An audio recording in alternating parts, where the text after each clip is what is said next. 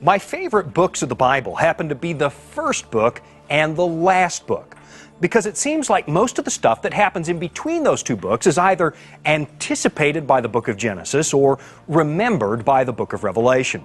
In the opening chapters of Genesis, you have Adam and Eve living in a perfect paradise created by God.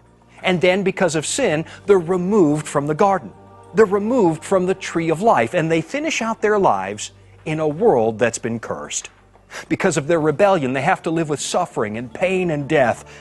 And on their way out of the garden, God promises that the seed of the woman, Messiah, was going to come and undo the curse by crushing the head of the serpent. Then in the very last chapters of the Bible, you find an amazing description of God literally keeping that promise. In the very final words of the Bible, you have the tree of life again, and God finally removes the curse. No more sorrow, no more crying, no more pain, no more death. Behold, I make all things new, God says. The books of Genesis and Revelation dovetail together so beautifully that if you haven't been studying them together, you're really missing out. In the book of Genesis, for example, you have these two cities, Salem, the home of Melchizedek, the righteous priest, and Babel, the city of Nimrod, the great instigator of human pride and rebellion. Now, in Revelation, those same two cities, now called Jerusalem and Babylon, are still compared, side by side. And they're used to describe two kinds of people who live in this world. Those who are faithful to God and those who are faithful to themselves. In Genesis, God makes a promise to Abraham that his descendants will be like the stars of heaven and the sand of the sea. Then in Revelation, John sees a crowd so big they can't be numbered, standing on the sea of crystal. In Genesis, you have Jacob and Abram both getting new names from God, and in Revelation, we all get new names from God. The parallels are very important to notice, and the book of Genesis is one of those big keys that helps unlock the meaning of last day prophecy. If you understand Genesis, it will help you understand the book of Revelation. Our beginnings are the key to our destiny. But you know, in the last century and a half, a lot of well-meaning Christians have been shying away from the book of Genesis.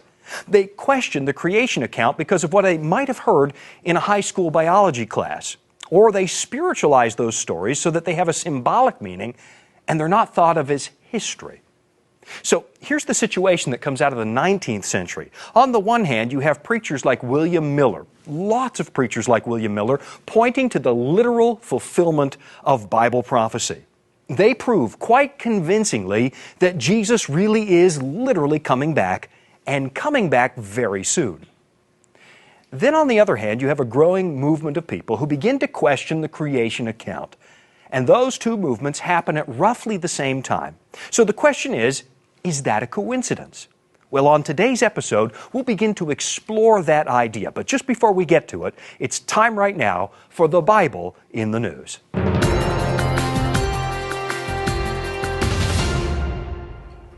Recently, French officials discovered a man who died in bed 15 years ago, and nobody knew. People just assumed that the house where they found him was abandoned. And I guess in one sense they were right. It was kind of abandoned because nobody was actually living there. But it wasn't abandoned in the sense that nobody was using the house at all. For 15 years, this guy's body laid in bed, and they continued to deliver his mail, and it piled up unopened all the way back to 1996. For 15 years, nobody realized the man was gone. And of course, since the Bible teaches that the dead know nothing, this guy didn't know that nobody missed him. He didn't know, fortunately, that nobody cared. And of course, there's always the possibility he wasn't a very nice person, and maybe that's why nobody seemed to miss him. Maybe he'd been isolated for years already because of a medical condition or a mental illness, or because he'd been hurt so badly by the people around him that he just pulled out of the rat race and kept to himself. We really don't know much about him. We have no idea why he died such a lonely death. But this much I do know. Of all the millions of people who have died alone over the centuries, not one of them has been overlooked in the record books of heaven. Every single grave, or even lack of a grave, has been marked, and every person has been recorded. And the moment is coming when pain and suffering will be reversed. There are two resurrections according to the Bible, and every single human being will be in one or the other. Do not marvel at this, Jesus says in John chapter 5, for the hour is coming in which all who are in the graves will hear His voice and come forth. Those who have done good to the resurrection of life, and those who have done evil to the resurrection of condemnation. You and I might not have noticed a lonely man whose dead body laid unattended for 15 years, but I promise you, God noticed. In fact, there's not a single life that gets overlooked, not even one. Everything we do, the tenor of our experience, the fiber of our character, it all gets recorded, and God notices with incredible interest what it is that we did with our time. Was my life about me, or was my life about something bigger? I guess with this guy they found in France, we'll have to wait and see. But with you, it's a decision you can make right now. You actually get to choose which resurrection you take part in. Now, don't you go away, because today I've got Dr. Timothy Standish, the renowned biologist, on the program, and he's going to help me think about human origins and what they have to do with your future. Today I've got a phenomenal guest on the program, Dr. Timothy Standish, a man who's especially qualified to help me wade through the question of human origins. He's got a PhD in biology and public policy. He's got degrees in zoology, and he teaches genetics. And right now, Dr. Standish, you're with the Geoscience Research Institute. That's correct. Right? Yeah, and you know what? I am so embarrassed. I mean, not only are you qualified on the subject that we're going to talk about tonight, but you caught me saying something a moment ago that wasn't true. I think you confused the H.M.S. Beagle with the SS Minnow. Yes, I did. Yes. Absolutely. At least that's the story I'm going with. That is exactly the mistake I made. It was not a matter of ignorance. It was just a little slip-up. It was absolutely ignorance. I should have known that it would have been H.M.S. Beagle, because Darwin was English. And he served under His Majesty. That's right. Oh, my goodness. Well, there you go. Well, I bet you before we're done our topic tonight, you will find plenty in my thinking that needs correcting, and that's why I'm there you go. I think probably both of us will be in that camp, but that's all right. Well, listen. At least we have the Bible that we can refer to and correct ourselves if necessary. Well, you know, that's one of the wonderful things about it, is that once you realize that God's not trying to condemn people, He's actually trying to save us. And that the information in here, if we're willing to face it, if we're willing to look into the mirror and God says, this is what you actually look like, and here's what I'd like you to be. If you can face what you actually look like, the potential that God puts out there for us is just mind-boggling, and this book proves to be a giant help. Yes. Well, listen, let's dig into this, because it's a hot topic everywhere that we go. It comes up in classrooms, it comes up in courthouses, creation, evolution, but the reason that we're going to do it on a program about prophecy is, well, frankly, I love Genesis and Revelation. To me, they're the bookends of the Bible. I think they go together. I think you need one to understand the other, and I'm convinced that origins, where we come from, has a lot to do with whether or not we're going to understand our destiny, where we're going. If you don't know where you came from, how do you know where you're going? And how do you know who you are? So I'm thrilled. I mean, you've got the background to help me wade through this. In your opinion, does origin have anything to do with destiny? Well, it's absolutely essential. If we don't know where we came from, we're probably not going to know where we are right now or where we're going in the future. And if you look at the Bible with these two books, the beginning, the Genesis, and the Revelation at the end, what you see is a story of a perfect creation, or a very good creation. Those are the exact words that are used in the Bible, and a new creation at the end. If we believe that there was a very good creation at the beginning, that God was involved in that, then we can believe that that same God can do a new creation at the end. So the two go together, and what you'll notice is that what Revelation is prophesying as much as anything is that new creation that God has promised. It really does. I mean, the Bible seems to be bookended. It begins in the garden, it ends in the garden. Begins with a curse, ends with the curse being lifted. I just love it. I mean, and I think the thing that gets me the most is that God's actually giving everything back, even though we're responsible for having blown it. Anyway, but I imagine that theme will come up. And the sense of that even is there in the beginning. God puts human beings in charge. He says, I'm giving you dominion over everything. And we proceed to blow it. And it's God who comes down to earth, becomes one of us. Yes, Jesus Christ, God with us, and He's the one who wins it back for us. It's an amazing... Bible calls Him a second Adam. It's like we get to opt into one family or the other. Yeah. I love it. Well, listen, a moment ago I was talking about William Miller, and the reason I brought him up is that for a number of weeks on Disclosure, we've gone through the 7 churches. We've looked at Christian history as it unfolded. We looked at the Church of Philadelphia in one program, and if you didn't see that, it's archived right here on the Hope Channel website. So you're not talking about Philadelphia here in the United States? No. This is Philadelphia in Asia Minor. And we saw how that reflected a period of history known as the Great Awakening, First and Second Great Awakening, or some scholars will say it was really just one awakening. It kind of comes to a peak with William Miller in the 1830s, preaching the second coming of Christ. We've come out of the Dark Ages, and now prophecy's big, and Christ is coming. And what I find fascinating is that as William Miller is preaching the prophecies of the Bible, and he's preaching the second coming of Christ, after the Millerite movement, we move into a period known as Laodicea, and Jesus introduces Himself to the church in Laodicea as the Creator. He says, I'm the beginning of creation. So you've got William Miller preaching the second coming of Christ, and for that generation, Jesus said, don't forget, I'm the Creator. And at the same time, you've got Darwin on the H.M.S. Beagle. I want to get it right. Is it a coincidence that these things are taking place? And I want to speak to you now as a Christian rather than a scientist and a Bible believer. Does that happen by accident that these two movements are building at the same time? I don't believe that it does. I believe that really over the course of history what we're seeing is this great controversy between good and evil. And obviously the champion of good is God Himself. And evil is championed by the devil, a very intelligent being, a very powerful being, and one who is quite capable of seeing what God is doing and attempting in various ways to somehow or other stop God's will being executed here in the world. He's the being who claims to be the prince of this world, now that human beings who God put in charge handed it over to Him. That's the claim that He makes. And He's not willing to surrender it back, even though Jesus Himself has won it back. He's not ready to do that yet. And so, yes, God is being revealed. People are discovering these truths that are in His Word, and the devil is going to do something.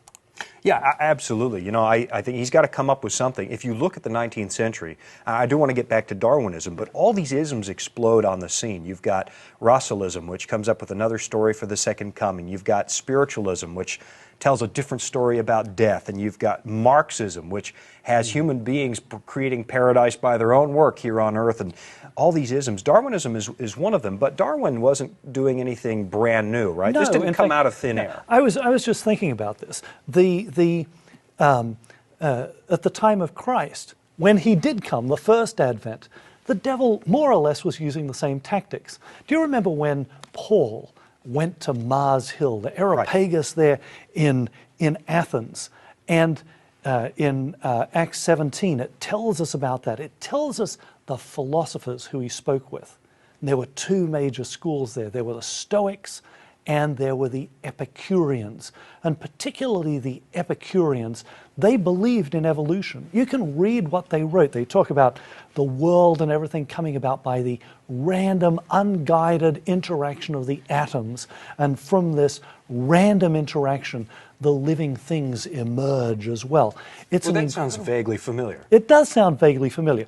That's the world that Jesus Christ was born into, a world that intellectually is amazingly similar to the world that we live in today. Well, I often find, and I don't want to sidetrack because I want to get back to Darwinism not arising in a vacuum, but I find it interesting that at the beginning of the book of Hebrews, Paul says, by faith we understand that the worlds were framed by the Word of God. And I've looked at that and thought, so many people say they had to believe that because they were ignoramuses and they were primitive. But back then they were saying, don't forget, by faith we know that God created. They were competing with other ideas. Exactly. And the interesting thing to me is, by sticking with God's Word, talking about what God had revealed to them, they prevailed. It's an incredible thing. Yeah. So I'm not afraid that somehow secular Darwinism is going to triumph over Christianity. We've been holding our own. because of who's behind our faith for 2,000 years. But back to Darwinism. 1842, about when the Millerites are getting ready for their, what proved to be a disappointment, but anticipating the second coming. And we've studied that on the program too. In 1842, Darwin is busy. Yes. Oh, yeah, he's sailing around the world. No, he isn't. He's finished his sailing around the world. He's writing down his ideas. Now, the important thing to understand is these ideas were not new to him. Right. If you go back to his time in Edinburgh, when he was becoming, well, he thought he was doing medicine. He was following in his father's footsteps. And medicine didn't work out for him. But he was interacting with lots of scholars there who were extremely skeptical. And we can read in his notebooks, is becoming a materialist.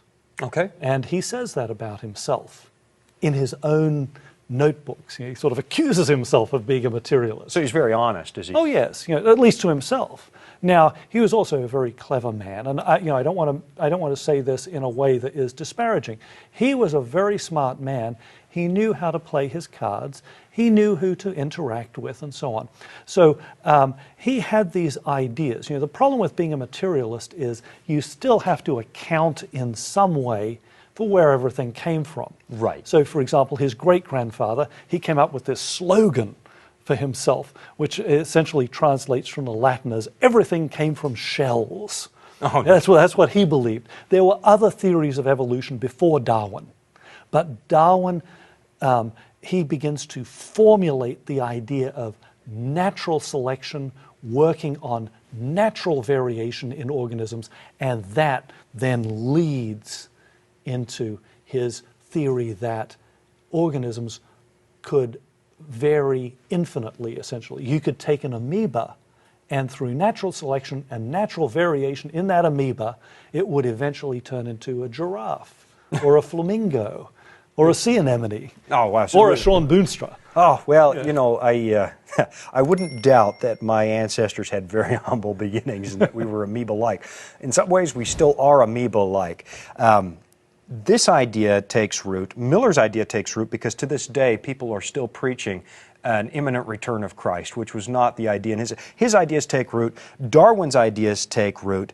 And it sets the tables for some interesting things.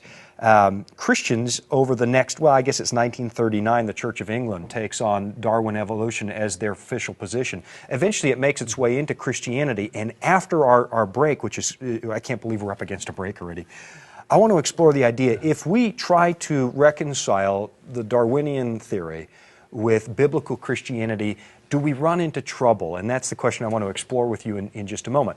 And a little later in the program, you're going to get your chance to jump into the discussion. Here's what you need to know to join us. Go to hopetv.org/disclosure. You can find us on YouTube. You can look us up on Facebook. Just go to Facebook and look for Disclosure Live. You can call us right here on the set, 888-730-HOPE. 888-730-HOPE, or send me a text message. I'll get it right here on my iPad, 707-200-1099. And in just a few moments, we're going to be right back with a little more discussion with Dr. Timothy Standish. So don't you go away. This is going to be worth your while.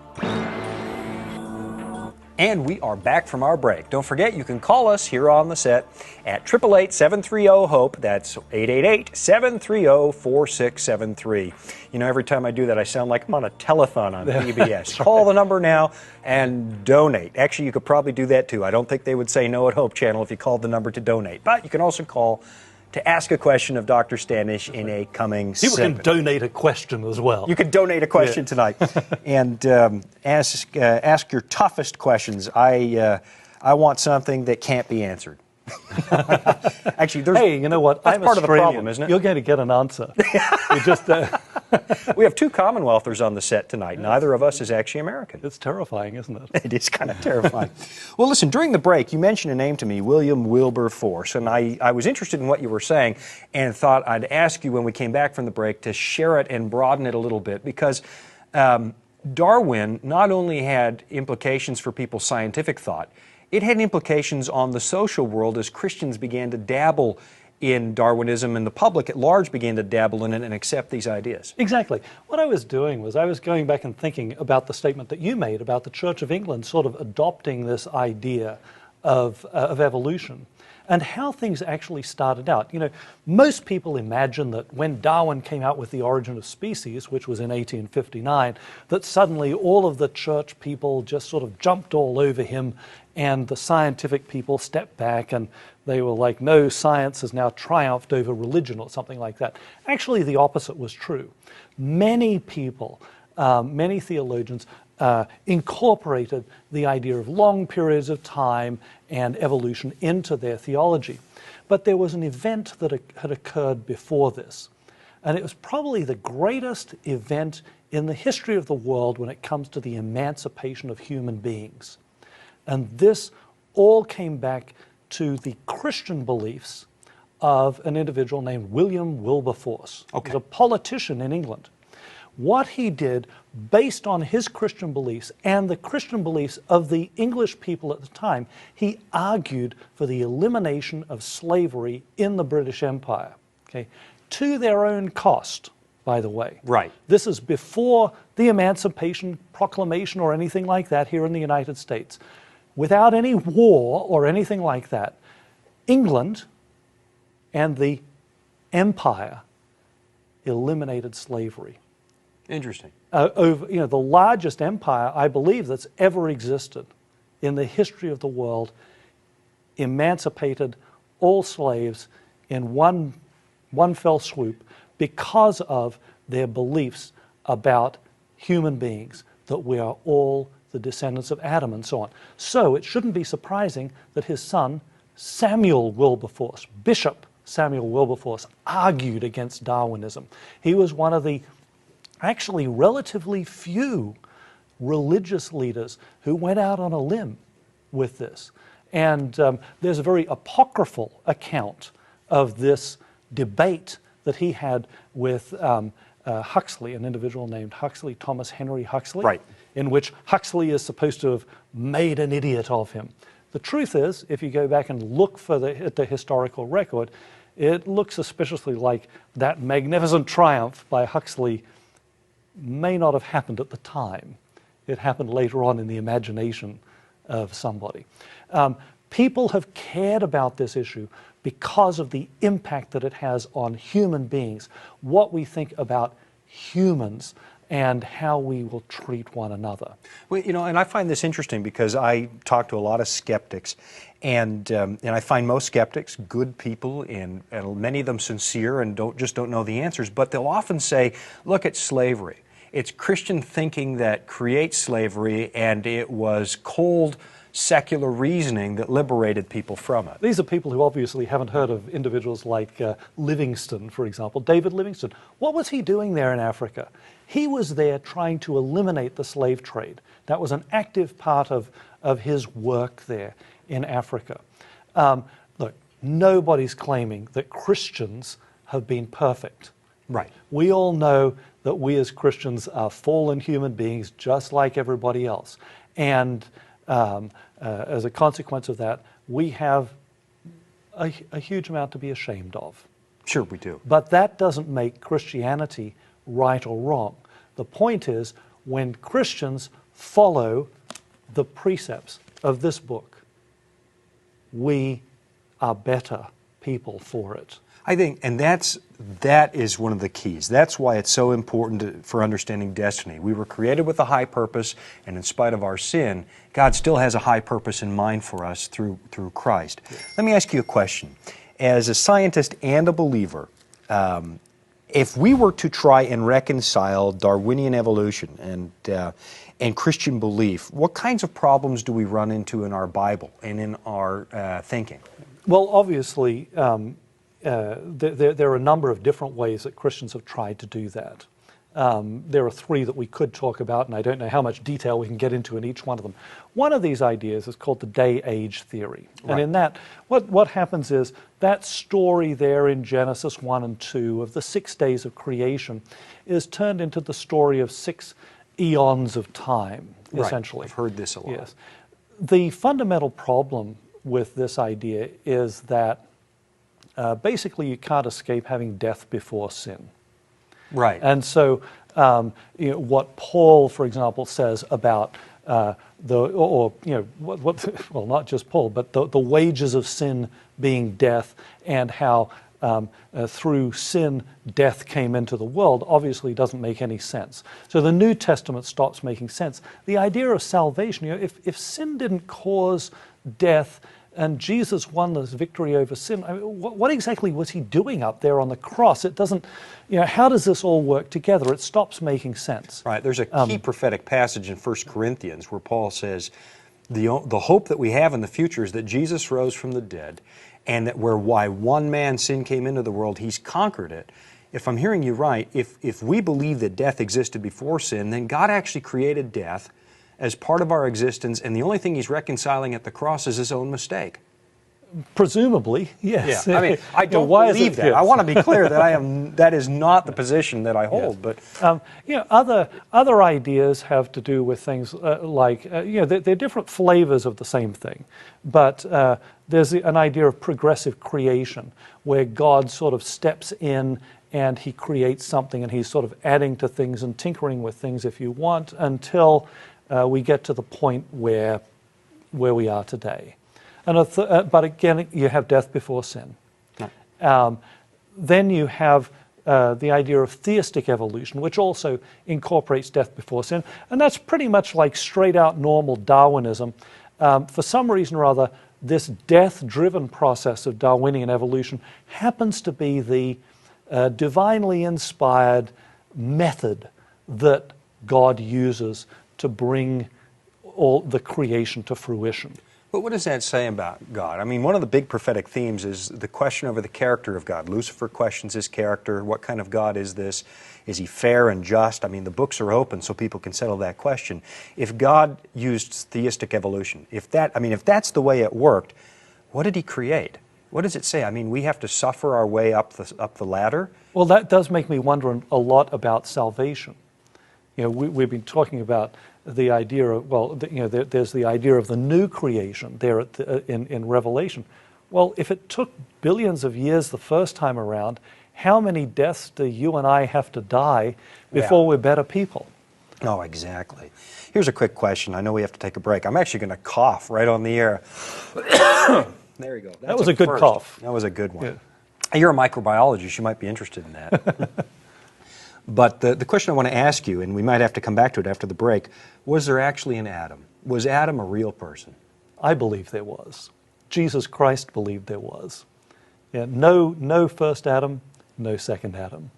That makes sense. And I think it's in the Gospel according to Matthew. He makes reference to marriage being something that developed in the garden. God put the man and the woman together. And nowhere did he say, remember that story? Do you remember these characters? He speaks of Adam as literally having been real. And if God was just using myth in Genesis, that would have been an ideal opportunity for Jesus to say, here's a parable. But he doesn't say it. He doesn't say it. So Adam is real. I want to ask you a few questions. You have brought some toys along, and we're going to have to take a break. But I have been looking at your fossilized fish, which is so well preserved, it looks like it happened yesterday. And you've got some other things that I want to ask you about. But we're going to take a quick break and come back and talk about the age of the earth and some of the other questions that people have. And if you want to ask a question, you can call us, 888-7380-HOPE. You can text a question to 707-200-1099. Look us up on Facebook, go to the website. We're going to take a quick break, and we're going to come right back after this. We are talking about evolution versus creation. We're discovering that it's a huge theme in Bible prophecy. In fact, there's a last day message that goes to the whole world in Revelation chapter 14 that hinges on what you believe in prophecy or about creation, isn't it? Exactly, yes. You're thinking of the first angel's message. It's right there in Revelation 14, 6 and 7. And there are two components to it. By the way, it's very important to remember. It's set up by telling us this is the everlasting gospel. This is what Christians are supposed to preach to all the world with a loud voice. Right. Yes. So this is not an incidental message. This is the main thrust in the last moment. Exactly. And so what is the wonderful news? God's judgment. Whoa. Right. A lot of people will be very worried about that. And the second thing is worship the Creator. Right, worship him who made. Heaven and earth, the sea, the fountains of waters. Major theme through the entire Bible that comes to a head in the book of Revelation. Precisely. You know, I will admit that throughout the course of my life, I've been kind of worried about that judgment. Right. But I think that I'm beginning to understand it a little bit more. You think about how many times in the Bible people ask, where did all of this evil come from? Life isn't like a cowboy movie where the good guy wins every time and gets the girl and rides off into the sunset. Yeah. What happens in real life is the good guy sometimes dies young, poor, and miserable. And the bad guy prospers. Yeah, absolutely. And you have that, Jeremiah talks about it. Why do David the wicked, complains about it. Why do the wicked prosper? And so on. Why is there this terrible injustice that we see? Why does anybody have to suffer and die? Why does the rest of the creation groan? As Paul puts it in, let's see, Romans 8:20, I believe it is. Talking about the whole creation groaning. Because of sin that's in the world. Why is that? The Bible provides an explanation, but the explanation is that we are not experiencing the justice, exactly, the judgment of God. We are experiencing the injustice that we've chosen for ourselves and unleashed on ourselves, the devil's injustice, basically. Life is all about struggle and competition and survival of the fittest and those sorts of things, at least in that Darwinian view. Obviously, the biblical view is quite different. Right. Life is about cooperation with the Creator. And that's what this is calling us to do. It's saying, don't worry, worship the Creator God. Worship the Creator God because He will recreate you. You will be born again. Hey. You don't have to fear that judgment. You will look forward to that judgment when God will set all things right. He will wipe away all tears. And I love the fact that the Bible says, I will be there. With Darwin, yes. I'm here for a brief moment and never to be again. But I'll be there. Well, we've got Steve on the line with a question for you, Doctor. Steve, how are you doing tonight? I am okay. How are you? I think I'm okay. I've got a little cough going on, and I think I ruined somebody's ears in the sound booth. But other than that, I'm doing great. Have you got a question for Dr. Standish? Yes. My question would be, where did the dinosaurs come from? That's a great question, yes. I also want to insert this because my teacher in biology mentioned this week that humans are 99% chimpanzee. Oh, yeah. So... let me just address that very quickly. I don't want to be mean to your teacher, but your teacher is absolutely unfamiliar with the literature. Since the chimpanzee genome has been sequenced, the estimate of similarity has gone down to about 96%. Other estimates are lower than that. And as we get into looking at how the chromosomes are arranged and so on, what you see in a very detailed way, sort of expressions of astonishment in the literature about how different some of the chromosomes are. Certainly chromosome Y, the Y chromosome, for example, is profoundly different, and several of the others have been explored in other levels of detail. However, let me not be too mean about that. The bottom line is this. Chimpanzees are a lot more like us. I would be shocked if the plans for chimpanzees were not a lot more like us than, let's say, a snail. Of course, there are similarities. All living things share similarities. If you go back and read the Bible, you'll see that the Bible is actually very explicit that God created human beings in the same way that He created the animals. He made us out of the same stuff. He created us by using the earth itself. We're made out of the same stuff, and by breathing the breath of life into us. That's how He made the animals as well. A lot of Christians forget this, and it's a bad thing to forget. Yeah. Yes, God made us in the same way. We shouldn't be surprised that there are similarities between us. At the same time, there are obviously profound differences. And the difference between us and other animals is not that we're made out of something different.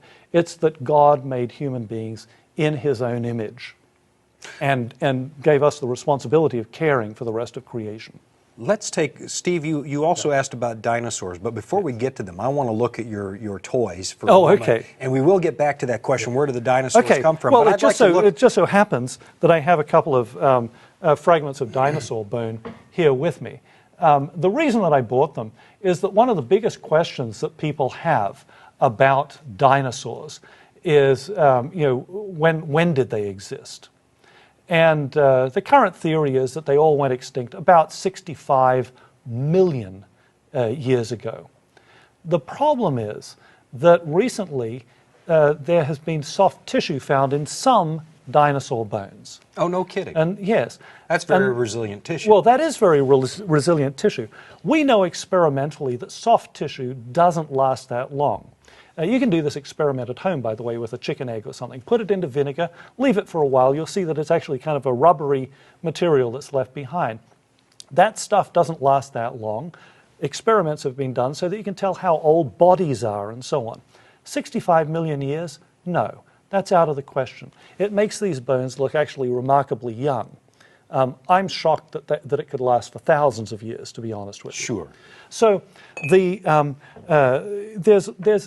evidence even from dinosaurs that perhaps those fossils are not quite as old as people have assumed they are. But where did the dinosaurs come from? Where did they come from? Where did they come from? I believe that personally that dinosaurs came from the same place as all other animals, and that is that God created them.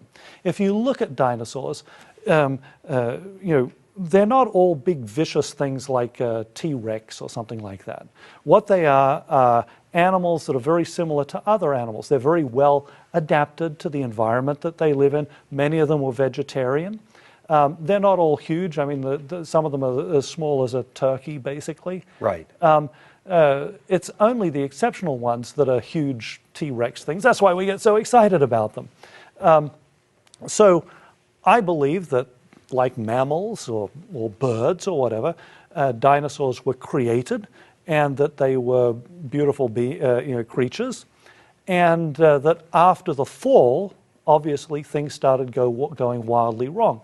Beautiful cats turned into death-dealing lions and tigers, right, and so on. So I personally look forward to that time when God does the new creation.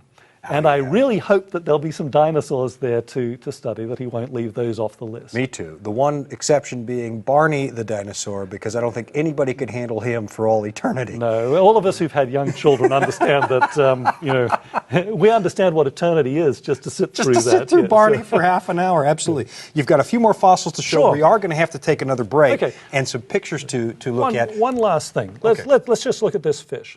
It's three-dimensional. This is an amazing fossil. Many fossils give an indication that they were produced in a very rapid way, fossils like this. And they don't represent, in the process of fossilization, millions of years. Now, you might say that there's millions of years in between, but it's kind of interesting that so many, throughout the fossil record, these trilobite fossils, similar sort of thing. They look like they were buried very rapidly and fossilized fast. And as a consequence of that, we can say that rapid fossilization is something that we see throughout the fossil record. It doesn't require millions of years to build it up. What it requires is actually a very special set of circumstances to make the fossil in the first place. We're going to take a break. I want to come back and ask you a question about how old the Earth is. So all right. Hold that thought, and we're going to be back in just one moment. And we are back from the break, and I have discovered that we really need a 3-hour show on disclosure. Our topic started with, do you need to understand origins to understand destiny? The answer is absolutely yes. Creation is a huge theme in the book of Revelation, and it is important for us to get our minds around it. Dr. Standish, I got a question for you. You know, is the Earth a few thousand years old? I believe it is. Okay. And that's a question that obviously needs some unpacking. Probably the number one attack on the authority of Scripture is this business of time and what we're going to do with it. If you look at prophecy, it's all about time as well. Now, the Bible has proven to be extremely accurate when it comes to dealing with periods of time. All of those time prophecies like in Right. Daniel and so on, Right. they all work out. And William Miller, who we started off with, he was looking at a time prophecy there. And so getting our minds around time and the Bible is an important thing. There's a generic way of looking at time. Let me just state up front. There is no way of knowing from the Bible the exact day of creation. Right. There have been people who actually have suggested that God started the creation, I believe it was on Sunday morning. In fact, it had to be Sunday morning, obviously. First day of the week, The first day of the week. Sunday morning, 9 a.m., 4004 ironically, I think, 4004 BC. Wow. The reason that Christians believe that life, at least, is on around 6,000 years old or so, is because of genealogies that are given in the Bible. Right. So and so begat so and so, and they were such and such an age. Incidentally, all those genealogies of real people lead back to Adam. Yes. And yes. Adam's in the list of real people. Yes, exactly. Where do we go to the mythical people in there? There's no clean break to make, obviously. Well, when you start adding those numbers up, the ages of those people when they had children and so on, you quickly see that these are like the kind of numbers that we deal with as scientists. Numbers only have so much precision to them. So if I say, well, I flew 3,000 miles to get here, it's about 3,000 miles, but it's not exactly 3,000 miles. We all understand that. And when we start adding up numbers like that, there's going to be a little bit of error that's in there. So we can't be that precise. It depends a little bit on how people started counting how old people are. But anyway, when it's all said and done, we go off genealogies that are given here in God's Word. How else would we know how old the earth is? We have some techniques that might be used, like radiometric dating, for example. Right. All of those are based on certain assumptions that may or may not be correct. The truth is that it is a lot easier to know that something happened than to know when it happened. That's just the nature of knowledge itself. So I believe that you can look at the creation and you can say, yes, it's pretty obvious that it happened, or at least that there's very good evidence that it occurred. But knowing when it occurred, particularly when we take into consideration that once you believe that God was active in that creation, knowing when is just something that you can't necessarily figure out any other way than being told. The analogy that I would use is something like when I look at my car. The truth is, I don't know whether it took a week to make that car, or whether it took a month to make it, or whether it took 6 hours. I don't know. Presumably somebody does. There's probably a record there in the car factory that says that car with that VIN number started out at such and such a time on such and such a day, and it rolled off the production line at such and such a time on such and such a day. It's a written record. There's no other way of knowing. Okay? So the Bible tells us that the earth, life, God molded the earth and then put life on it in 6 days. How else would I know? There is no other way of knowing. This is God telling us. The same is really true with when it occurred. Okay? How else would I know?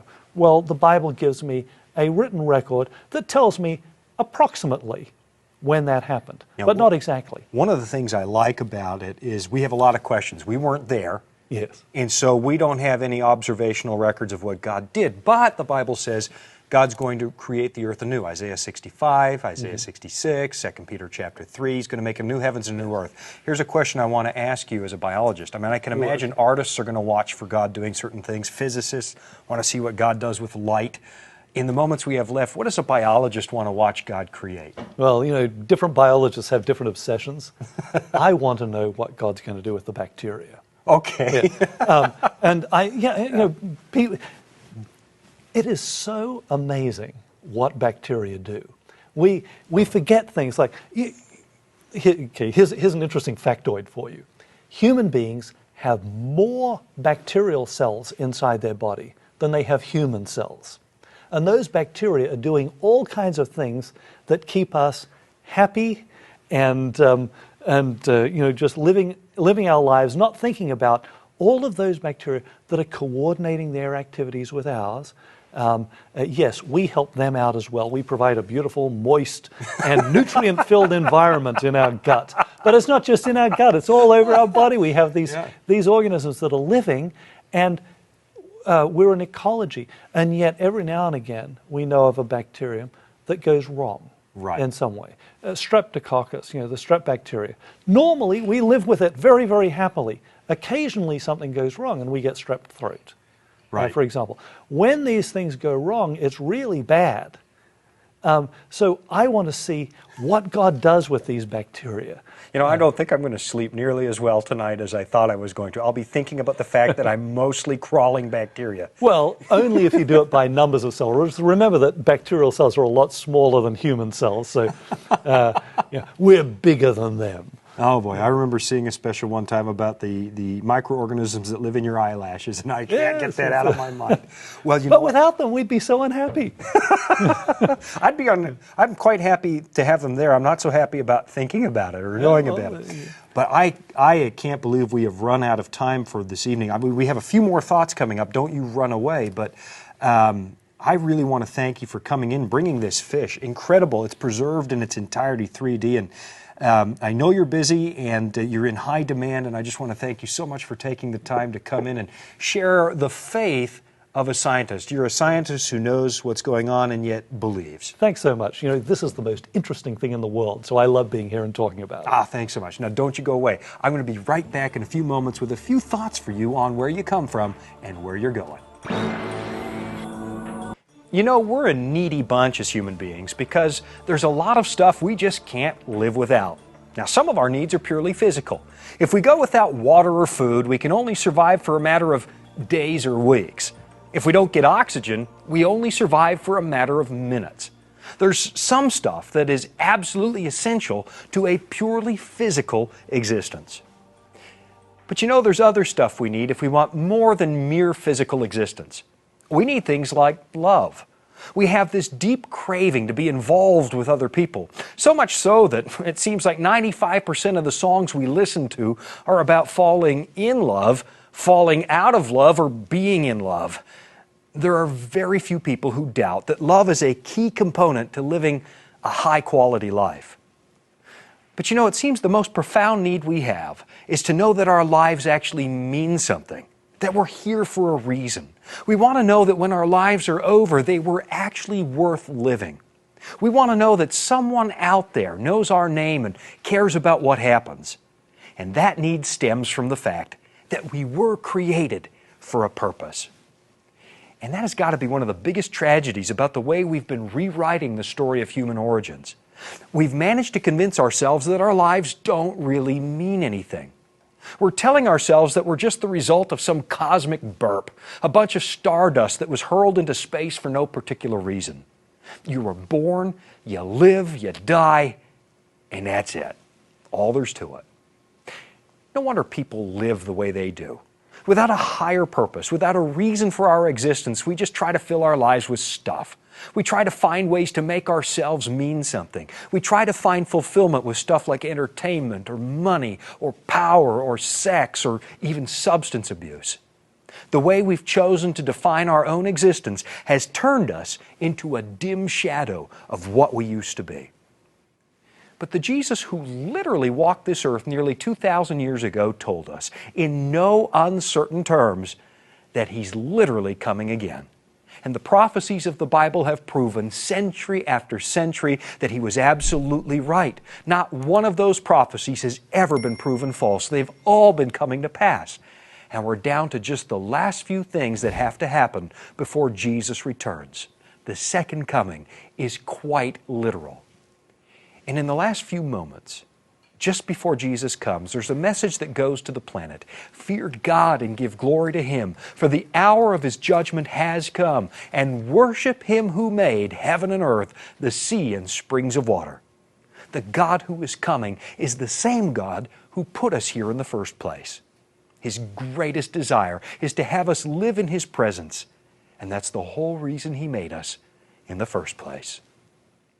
You know, people say our world is improving, that it's getting better all by itself. They say that for some reason the universe is moving upward and onward, even though at the same time they say nobody's directing it. But you know we're not improving. It's not true. The fact is we're not getting better with age, we're getting worse. And God sees what's going on and He promises He's going to do something about it. But just before He comes, He's actually waiting to see if you are interested in a relationship with your Creator. Because in His opinion, an earth made new just wouldn't be the same without you. Our world is falling apart. We see it every day. There's not evolution, there seems to be devolution. Civilization is crumbling and people are still hurting. We don't seem to be improving. We thought technology would fix everything. And here we are suffering like we always have. And the God who loves you has promised an earth made new, and He's promised that you can be there. That's a decision that you can make at this moment. Your destiny is in your hands because the one who made you is offering it. I'm Shawn Boonstra. You've been watching Disclosure.